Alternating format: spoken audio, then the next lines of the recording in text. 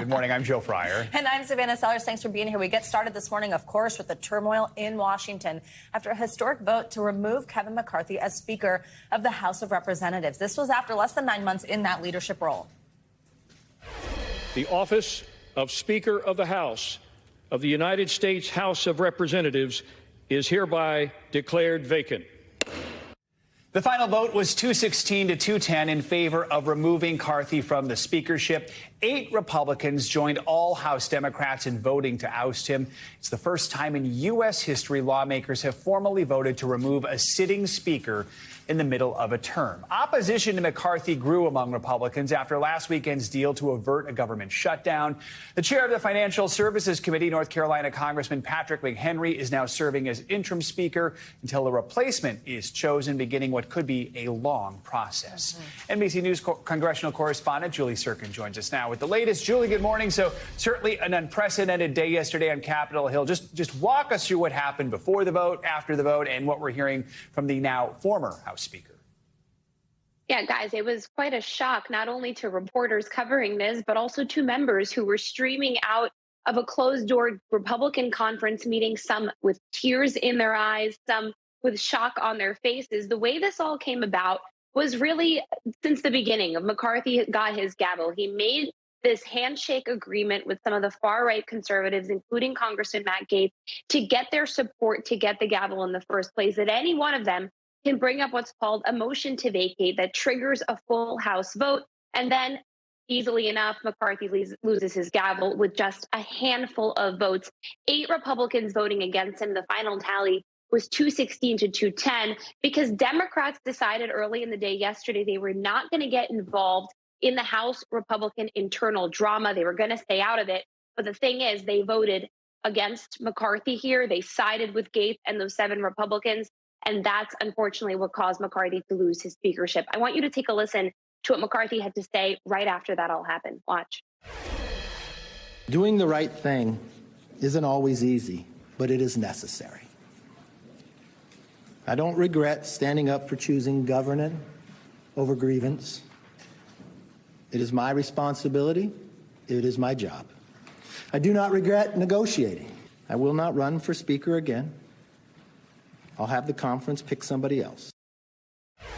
McCarthy, the forever optimist who was telling us all weekend long, all day long yesterday even, that he is confident, that he never gives up, stepping aside, saying he will not run for speaker again. Guys, remember, all of this came about after McCarthy worked with Democrats to avoid a last-minute government shutdown on Saturday. That's what really led to this final vote to oust him. Absolutely. That's exactly what I want to ask you about. Have we heard from Florida Congressman Matt Gaetz? What was his reaction to this vote? And explain to us also how the interim speaker was chosen, because it wasn't known exactly who that would be prior to this going down. Exactly. Yeah, we have heard from Gaetz. And remember, this is something that McCarthy has long said was personal. Gaetz has denied that, of course.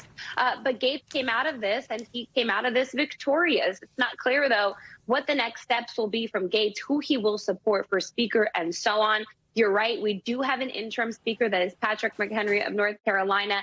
That was actually a secret list that every single speaker puts together when they get chosen. It doesn't matter if it's McCarthy or the many speakers prior. No one knew who was on this list, but the first person was Patrick McHenry, which is a very, very close ally of McCarthy. Take a listen, though, what Gaetz had to say right after this vote. Watch. We heard Speaker McCarthy say that he wanted us to bring it on, so I guess we did. Kevin McCarthy couldn't keep his word. He made an agreement in January regarding the way Washington would work, and he violated that agreement. Kevin McCarthy should take a hint. After 15 ballots to become Speaker, after 8 months of a failed speakership, and after removal in this historic manner, I think we should move on and find somebody else. So obviously McCarthy did take that hint. He said he will not run for speaker again. The question is, though, who will? Yeah, and that begs the question, how does this work now? What's next for the House, the process for selecting a new speaker, and do we have any idea who is potentially in the running for the role? Yeah, well, look, it's members of leadership, right? We have Tom Emmer, who is the deputy, who is the whip, excuse me. He's the vote counter of Republicans. You see him on your screen. Tom Cole, who's the rules chairman. Steve Scalise, who is by far the most popular choice after McCarthy. They thought for a second that he was going to be the one to take over as speaker back in January when McCarthy was going those 15 rounds. Elise Stefanik, Jim Jordan, who's of course the chair of the Judiciary Committee, also some outside names like Kevin Hearn, who is the chair of the very conservative Republican Study Committee. A lot of people raising their hands now. Right now, the House is actually adjourned until Tuesday. They will come back next week. They will huddle in a room. McCarthy made it very clear that he doesn't want that same 15 ballot situation to happen again. They'll likely choose someone behind closed doors. And then on Wednesday, as soon as Wednesday, they might take to the floor for a full vote on that after they've chosen someone behind closed doors. So it's not likely we're going to see that dramatic process unfold like we did back in January. I think Republicans feel embarrassed by what happened yesterday, and they want to keep further embarrassment off of the block here and do something internally. All right. Julie Sirkin, thank you so much. And turning now overnight to breaking news out of Baltimore, where 5 people were wounded in a shooting at Morgan State University. The shooting prompted an hours-long shelter in place on campus as officials assessed whether they had an active shooter situation. Police say they do not have a suspect in custody. NBC News Justice and Intelligence correspondent Ken Delanian has the details. The community here at Morgan State University is reeling after a mass shooting overnight that injured 5 people, including 4 students, though none fatally.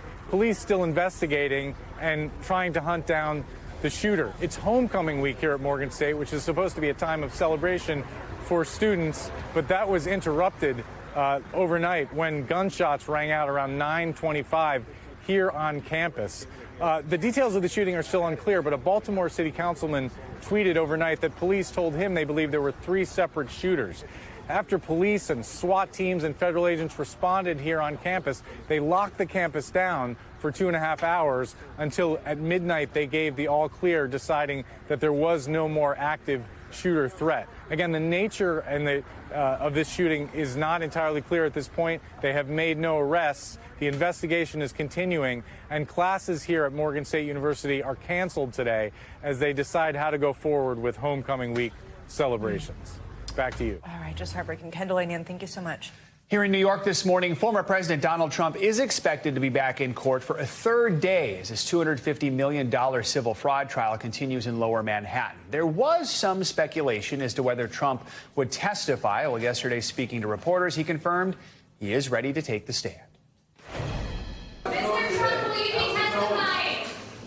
Yes, I will. At the appropriate time, I will be. NBC's Lindsay Reiser joins us now from outside the court in Lower Manhattan. So, Lindsay, Trump was on the attack again yesterday, making comments and posting on social media. And because of that, now the judge has issued a gag order. Tell us more about that. Yeah, some more police officers just arriving for the day. Media presence not as strong as it was on Monday, day 1, but we are expecting to see the former president again today. And yesterday, as you mentioned, the judge, after a lengthened break for lunch, really admonishing the courtroom over a Truth Social post, specifically, obviously, the defendant, the former president. He had posted during the 11 a.m. recess, about a 15-minute break yesterday, floating a conspiracy theory, essentially about one of the judge's staff members saying that she had some kind of personal relationship with Senate Majority Leader Chuck Schumer, and the judge saying that any kind of disparaging comments about his staff is unacceptable, also saying consider this a gag order for all parties from posting about any members of my staff. So that sort of ended yesterday, but of course the president still at the end of the court hearing yesterday, essentially saying this was a good day. He saw his defense counsel cross-examine the witness, but we can talk more about that if you'd like as well. Yeah, absolutely. Exactly. Lindsay, Trump's former accountant, Donald Bender. Tell us more about his testimony that we heard when he was on the stand yesterday.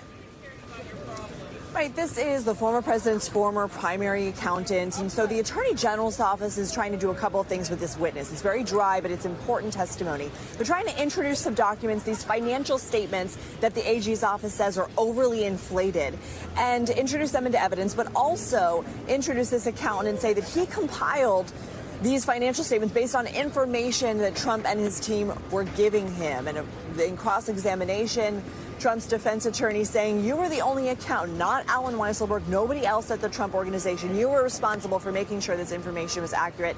And Bender replied, no, it's the company who needs to provide me with accurate information. So that is the cross-examination that we heard the president allude to, saying this is a good day. Joan Savannah. And so, Lindsay, we know Trump wasn't initially expected to be in court after day 2. Says he's going to return to court today. What are we watching out for with today's proceedings?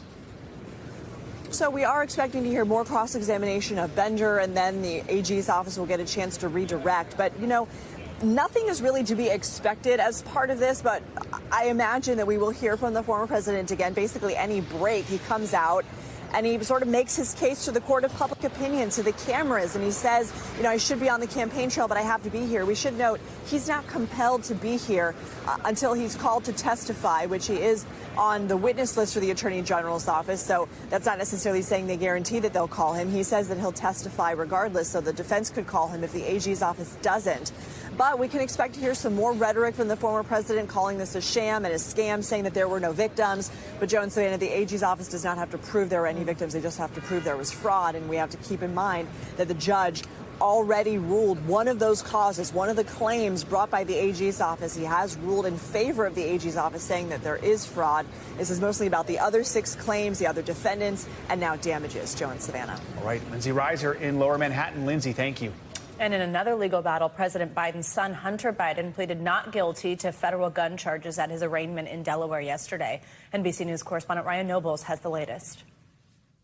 Hunter Biden back in a Delaware courthouse, the son of a sitting president now facing a criminal trial. Biden pleading not guilty to 3 felony gun charges for allegedly purchasing a handgun while being an active drug user and lying about it on a federal form. His attorney calling the charges the result of political pressure from President Trump and his MAGA allies to force the Justice Department to ignore the law and deviate from its policies in cases like this one. Special counsel David Weiss filing the charges after his controversial plea deal for the president's son, which would have resulted in no prison time, fell apart under a judge's scrutiny. 2 IRS whistleblowers testified that there was political interference in the DOJ investigation of Hunter Biden, which Weiss denies. If convicted, Hunter Biden facing a sentence of as much as 25 years behind bars, although he's unlikely to serve that much time. And his looming legal problems come as House Republicans step up their impeachment inquiry, hoping to tie Hunter Biden's foreign business dealings to his father. Whether it was lunches, phone calls, White House meetings, or official foreign trips, Hunter Biden cashed in by arranging access to Joe Biden, the family brand. A key GOP witness last week testifying there's not enough evidence for impeachment so far. The president has said he was not involved in his son's work. And what we saw play out Tuesday here in this courthouse could be just the beginning of the legal trouble for Hunter Biden. He's still facing tax charges that could come down by the end of the month in both California and Washington, D.C. All right, Ryan, thank you so much. Authorities in Washington are searching for 3 armed suspects who carjacked a member of Congress Monday night. It comes as the nation's capital faces a surge in violent crime. NBC News correspondent Tom Costello has that story. It happened less than a mile from the Capitol. Texas Democrat Henry Cuellar carjacked as he arrived at his D.C. apartment. I looked to the left, somebody had a gun. To the right, somebody had a gun. I had a third guy behind me. You got to stay calm. Police recovered Cuellar's car. They're still looking for 3 masked suspects thought to be teenagers. It's been a year of violence in the nation's capital. 753 carjackings, double last year's number. Overall violent crime up 39%. 216 homicides, more than all of last year, and on track to be the deadliest in 20 years. My son is dead.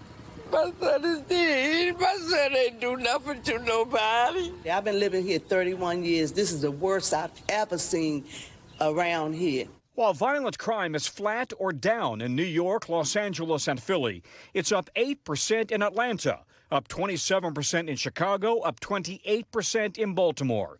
Washington's acting police chief says her department is understaffed and stretched beyond capacity. The most pressing concern that I've heard from community members is the increase in robberies and carjackings and the fear that this creates. Representative Cuellar isn't the first member of Congress to be a D.C. crime victim. Minnesota Representative Angie Craig was assaulted at her D.C. apartment. A staff member for Senator Rand Paul survived a stabbing last March. Congress and President Biden this year blocked a D.C. council plan that would have increased penalties for some crimes in Washington, but lowered them for others, including carjackings. Back to you. Tom Costello, thank you. Well, LaFonza Butler is now California's newest senator after being sworn into office by Vice President Harris. Butler now officially fills the seat of the late Senator Dianne Feinstein, who died last week at the age of 90. She was appointed to the seat by California Governor Gavin Newsom, and the appointment now gives Democrats a 51-49 majority in the Senate again. Butler is the third black woman to serve in the Senate and the first openly LGBTQ person to represent California in the chamber. She has not yet indicated whether she plans to run for a full term in office next year. It's another day of unseasonably warm temperatures for parts of the country. That is right. Like here in New York, already pretty warm this morning. Michelle Grossman's here with us. Hey, Michelle, good morning. Hey there, guys. Yeah, it is so warm. We're about 10 to 25 degrees above what is typical for this time of year. So we sort of have a battle of the seasons going on. Back to the west, it's fall-like. We're looking at really cool temperatures. And then ahead of this cold front, we're looking at temperatures really warm. We broke records yesterday, the day before that, and the day before that. We're going to break records once again today. Here's that transition zone, that cold front, where we're going to see some strong to severe storms along that front. But first, with the temperatures, we're talking 80s once again in October, near 90 degrees in some spots. Buffalo, New York today, 87 degrees. That's 24 degrees above what is typical for this time of year. 80s in Detroit, Chicago, St. Louis, Cincinnati, near 90 degrees as well. 86 in Nashville. And we're warm still in the Northeast. 84 degrees in New York City today. That is 15 degrees above what we typically expect this time of year. We're going to do it again tomorrow, once again on Friday in some parts, but there's that cold front that's sweeping through, and it's going to sweep through that warm air. So by tomorrow, we're looking at Chicago, just 4 degrees above normal, 71 degrees. So that's a big drop off, but still in the 80s in Buffalo, 82, 79 in Washington, D.C., 7 degrees above average. And then take a look what happens. Look back to Minneapolis, a huge drop from what we saw yesterday. Temperatures into the 50s by Friday, Saturday, Sunday, 58 degrees, feeling like fall there. Same story in Cleveland. We drop off from 71 to 57 down to 53 on Sunday. And then we'll see that drop, too, in the Northeast by Sunday, down to the low 60s. It's going to feel like fall, but we're going to bring some rain into the forecast there. So not the best fall foliage looking. So as we look towards the cold front, this is the dividing line from that warm air and cool air. We're looking at the chance for really strong to severe storms and also the chance for heavy rainfall. Where you see these dark colors, that's where we're expecting the heaviest rain. See some purple there? That could indicate some hail is expected. So we could see up to 2 inches in some spots. Severe storms erupting, especially in the southern plains. Downpours are likely. That could lead to flooding and also flash flooding. So low-lying areas, the rivers, the creeks, the streams could be swollen as well. Now, as we go throughout tomorrow, we're looking at a line of showers and storms tracking to the east. This is a cold front we've been watching all week long, and it's taking its time getting here, but it will finally get to the northeast. So by tomorrow, we're looking at the Great Lakes into the Ohio Valley, portions of the Mississippi Valley down to the Gulf Coast states. And we're looking at the greatest chance from Michigan and Mississippi for some strong storms. So we'll look at that tomorrow. But for this afternoon, a big area that could see some strong to severe storms, especially where you see this yellow area. That includes Dallas. It includes Oklahoma City, also Lubbock down to Midland. And again, baseball-sized hail in some spots. That's going to cause a lot of damage. 10 million people at risk in this area. Winds gusting up to 75 miles per hour. Keep in mind, hurricane force speed, Category 1 is 74 miles per hour. Could see a tornado or two. Not a whole lot. That's not the biggest threat, but still could see a few tornadoes. The biggest story here will be that rainfall. Lots of rain expected. We could see 2 to 3 inches per hour in some spots. That's going to lead to flash flooding. This is always dangerous, especially with the multiple rounds of training storms over the same area. Sort of that sit and spin where it drops that water in the same spot. So for the rest of the country, we're looking good in the west, nice and quiet, although cooler, as I mentioned, record warmth in the east. It will be smoky all the way down to portions of Florida. That is from the Canadian wildfire. So that high pressure kind of pumps it down to portions of the southeast and could see some Gulf Coast showers as well. Now, as we look towards the weekend, there's that cold front, clear to see where it is on the map, that stripe of green from portions of the Northeast into the Tennessee Valley, the Gulf Coast states. That's where we could see the rain there. Still mild out ahead of that. And then behind that front, much, much cooler. West is best. We're looking at lots of sunshine, temperatures comfortable. I went to CB East, and they always said West is best, so it hurts when I say that. But anyway, and then we look towards Saturday, heavy rain in portions of New England. That is from Philippe. I'll show you that track in just a minute. minute, but mild sunshine throughout the middle of the country, an autumn breeze in the southeast, the Tennessee Valley on Sunday, cool and damp. And then we'll talk about Philly real quick, because we're still looking at a tropical storm, expecting to be a tropical storm as it reaches the New England coast by Saturday and Sunday. And we could see some drenching rains there as well. Already seeing that coming up in my forecast. I know. Only nice for a little. We're actually going to start a coastal battle between the West Coast and the East Coast here, sparked by Michelle Grossman. I love y'all's graphics. West is best. And then just best. nice day. Yeah, exactly. Michelle, thank you. Thanks for watching. Stay updated about breaking news and top stories on the NBC News app or follow us on social media.